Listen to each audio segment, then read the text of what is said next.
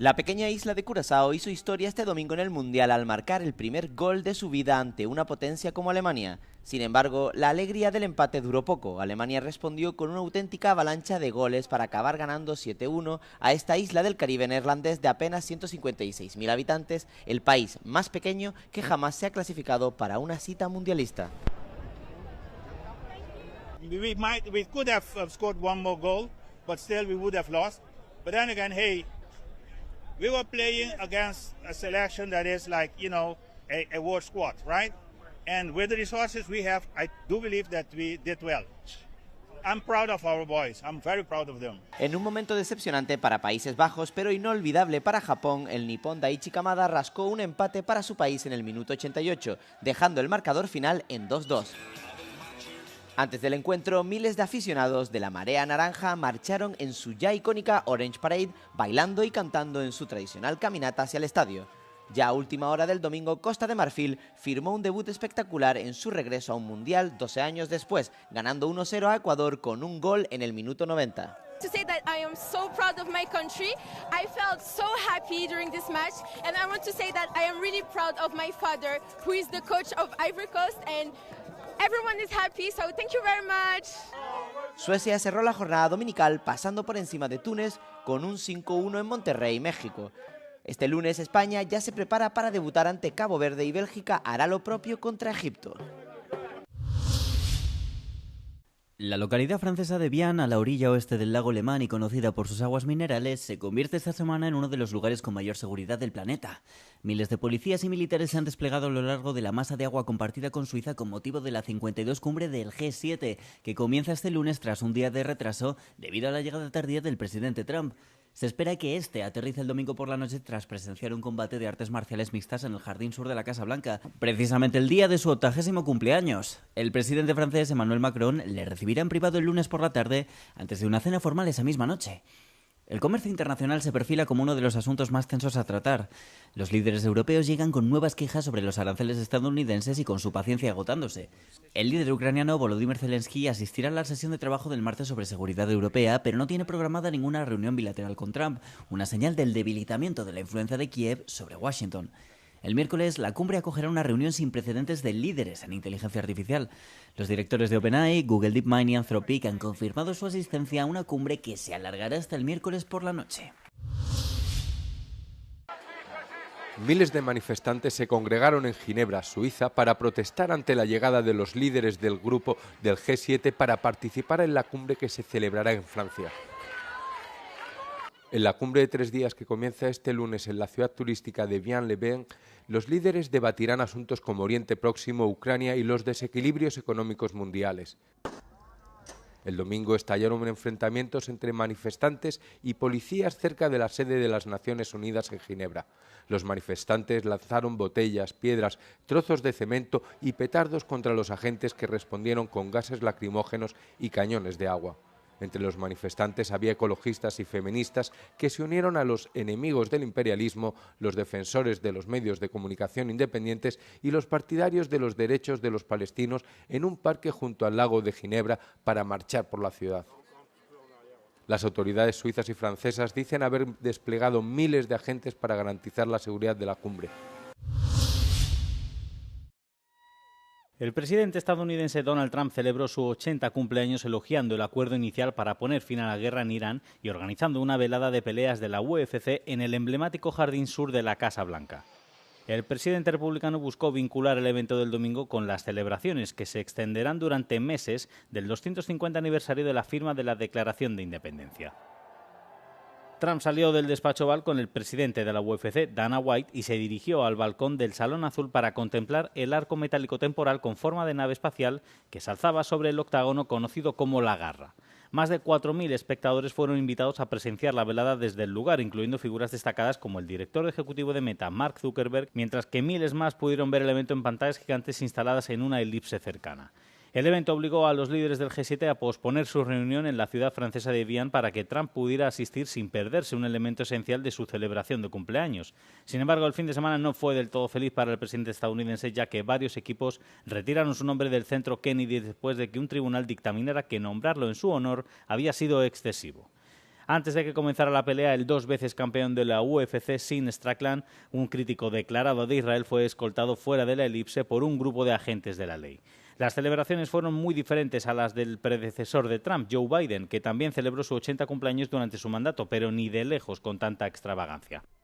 Al ser preguntada sobre el contraste, la portavoz de la Casa Blanca, Alison Schuster, defendió el evento calificándolo como una de las noches más entretenidas de la historia estadounidense.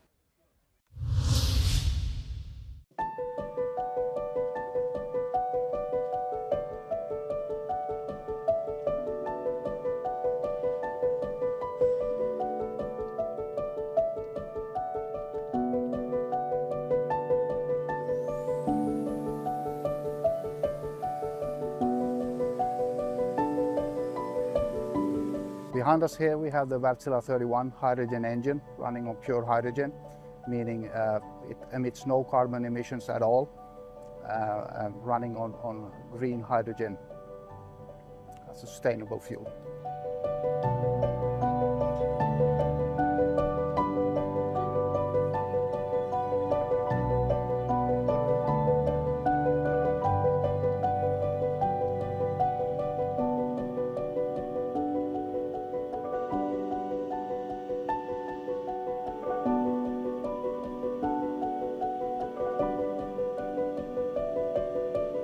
Where this engine comes in to balance the renewables of wind and solar, providing firming to the grid and long duration balancing.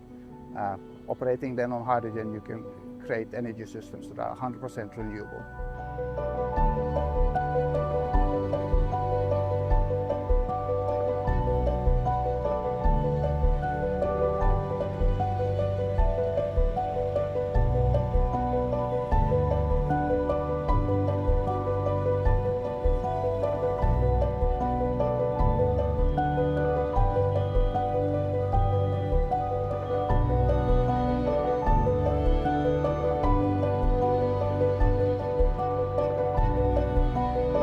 Large-scale adaptation of hydrogen for the energy sector will definitely still require investments in infrastructure.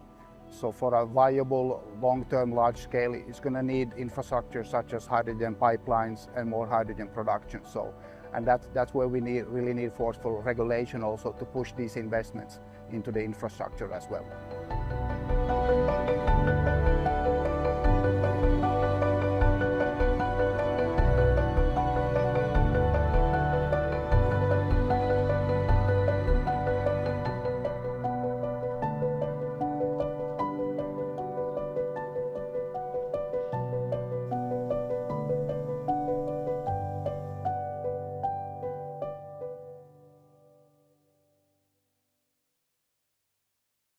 ¿Cuáles son las nuevas capitales de la cocaína en Europa?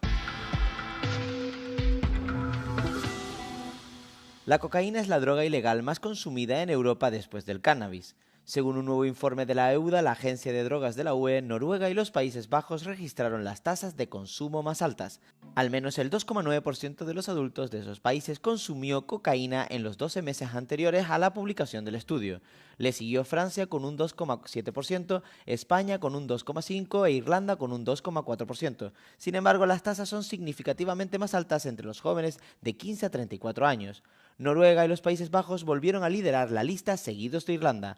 Hay que tener en cuenta que estos porcentajes se basan únicamente en encuestas. Al analizar los restos de cocaína en las aguas residuales, el panorama cambia un poco. En este caso, las ciudades españolas y belgas registraron las mayores concentraciones: Lérida, Amberes, Granada y después Ámsterdam, Lieja y Bruselas. Los datos de las aguas residuales también revelan dónde aumenta más rápido el consumo. España es el principal foco de atención en este momento. Barcelona y Lérida registraron las mayores subidas de Europa, tanto en porcentaje como en términos absolutos. Por otra parte, Eslovenia también sufrió un fuerte incremento en términos absolutos, sobre todo en las localidades de Valenge, Domsale y Kamnik. Dinamarca es otro foco al alza, con niveles cada vez más altos en Esbjerg, Aalborg y Copenhague.